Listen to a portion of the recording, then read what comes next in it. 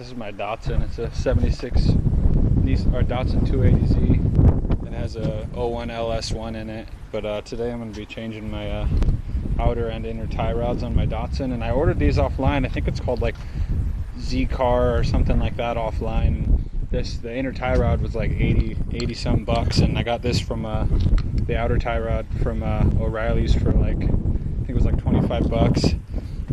But the shitty thing is they don't actually make left inner tie rods. So online it'll tell you that the right inner tie rod works, but you have to go with the right outer tie rod too. And then I guess it all works. You just need to throw it on there and let them know when you get in alignment. So I'm going to attempt to show you guys how to change the inner and outer tie rods on my 76. So these are the tools that I'm going to be using to change out my outer tie rod and my inner tie rod. So at first I got the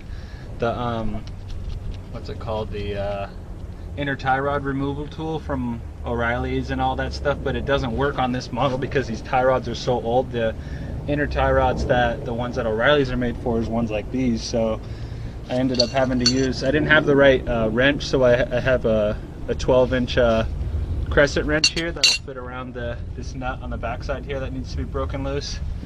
And then I have this one here to tighten down on this part of the inner tie rod, and then I use this one on this side so they'll crimp together and everything. So and then on top of that you need a 17-inch wrench here to break this nut loose on the top of the outer tie rod. Then I have some needle nose pliers here to pull the pin off on the top of the inner tie rod.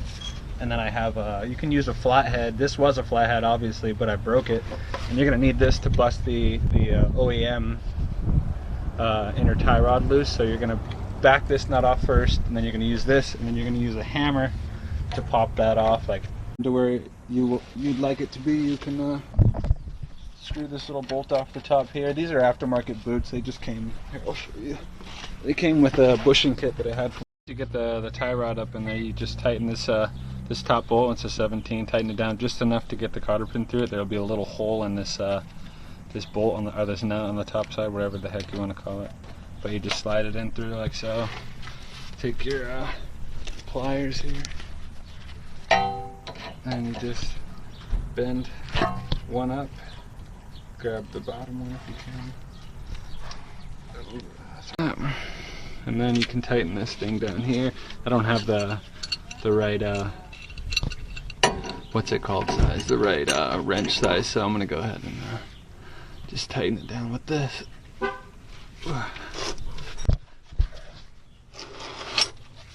Mention that once you change even if you only change in the outer tie rod or only the inner tie rod, either way you're gonna want to get a full alignment done at a shop. Like this is just to save you a little money if you don't want to pay them for the labor. So once you replace this or both of them at the same time like I just did, you're going to want to get a full alignment done, because your car is probably not going to be back to going straight.